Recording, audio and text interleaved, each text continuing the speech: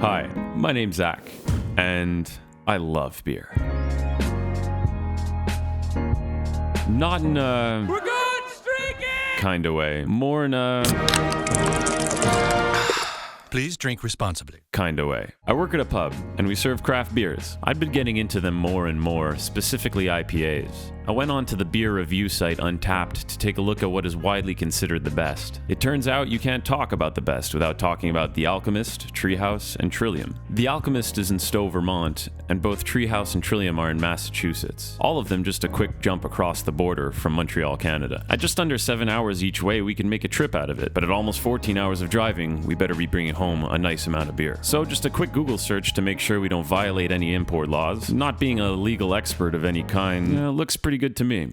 So we hit the road. Me, my brother Dave, who knows absolutely nothing about beers, and my friend Derek, who knows absolutely everything about beers. This trip was going to be a quick tour of New England to sample what the internet regarded as the most delicious IPAs. But what we quickly found is that there's a vibrant craft beer culture out there, and tasting the beers was just skimming the surface. Our first introduction was The Alchemist, founded by John and Jen Kimmick in 2003. Their story is one of legend. After starting out as a brew pub that would later be obliterated by a hurricane, the Kimmicks found incredible success by pushing the boundaries of IPAs. John was kind enough not only to sit down and discuss his experience, but also show us the ins and outs of both his Stowe and Waterbury canneries.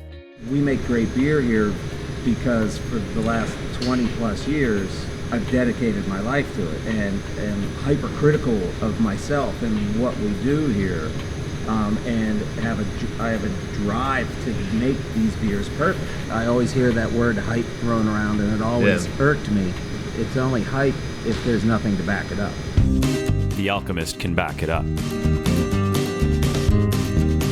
Their flagship double IPA Heady Topper is one of the highest rated beers in the world and has gained cult-like status. Stories of people trying to reverse engineer it, selling it on Craigslist for inflated prices. But to hear John talk about it, brewing is more about personal connections with his employees and his community. Go ahead and pull that shut behind you. Woo. It's the smell of environmental responsibility. John showed us his water treatment facility, just one example of the Alchemist's efforts to give back to Vermont. But the beer. This isn't just trial and error. This is over a decade of brewing knowledge spread out across a variety of fresh, hazy, hoppy deliciousness. John gave us some parting gifts and sent us on our way to his Waterbury location to grab a case of Heady Topper. But first we stopped for burgers and beers.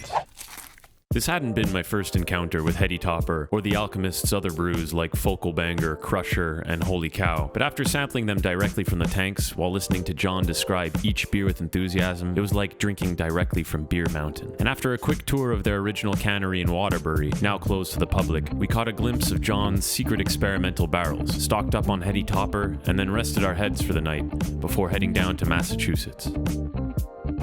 Our second stop on this trip was Trillium Brewing Company, located in Canton, just outside of Boston. Founded by JC and Esther Tetro in 2013, Trillium started with a single brewery in the heart of Boston and quickly expanded to a second facility in Canton. This location was impressive. A large tap room and separate retail counter with lineups at both, and this was on a Tuesday morning.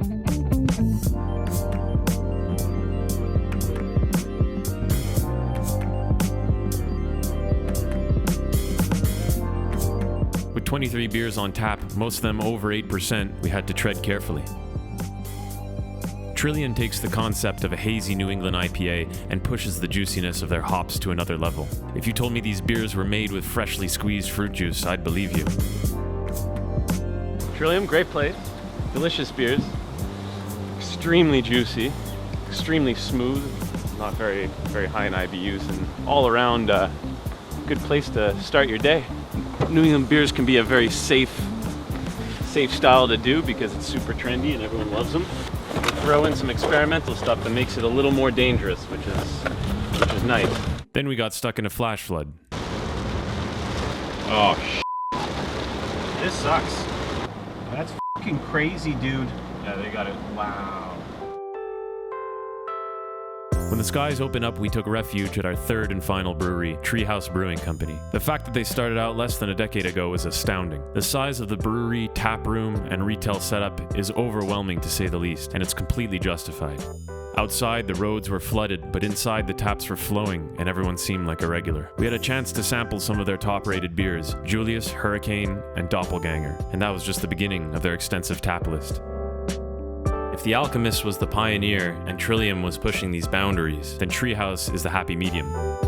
2 decades ago, canning was for your dad's favorite beer when it was on sale. Cheap. But in New England, it's now the gold standard, and Treehouse can't can it fast enough. We had a chance to talk to the co-founder, Dean Rohan, who on top of giving an excellent bear hug, really emphasized the fraternal nature of the craft beer scene. A group of peers rather than cutthroat competition. Dean also gave us a tip that if we came back for cans the next morning, we would witness something special. I've never been to America on Independence Day, but if I had, I imagine it'd be something like the Treehouse parking lot at 11 a.m. on a Wednesday.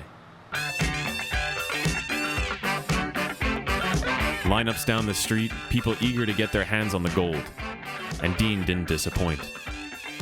Fresh Julius, Lights On, and East Hill, available with individual limits that we quickly reached. On the way out, we were faced with envious looks from those who were fearful that at any moment the well would dry up, and the chance to grab one of Treehouse's bestsellers would be lost. We made off like bandits. That is, of course, until we got to the border. Remember the part of this video where I glanced over the Canadian Customs and Immigration website? Well, it turns out that I missed this one little link. It explained that in Quebec, where we're from, the maximum is 17.5 liters per person. We had over 35 each, which left us with 3 options: destroy the surplus, leave it at the border and come back with an expensive permit, or drive to another border more than 2 hours away in a different province where the limits were higher. Even though we had the finish line in sight, we weathered another 4 hours and a flat tire to save the beer, and it was so worth it.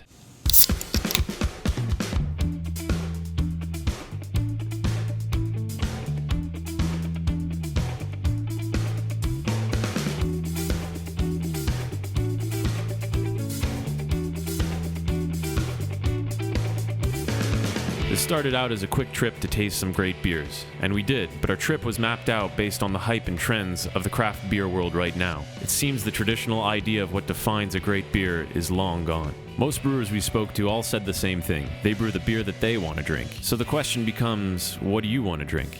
Because it's out there. And we've decided that we're going to find it for you. And for ourselves. The craft beer world is varied and extensive, and this is only just the beginning. We've traveled to another country in search of deliciousness, so the next step is to see how our hometown stacks up. But first, here are more gratuitous slow-motion shots of beer being poured.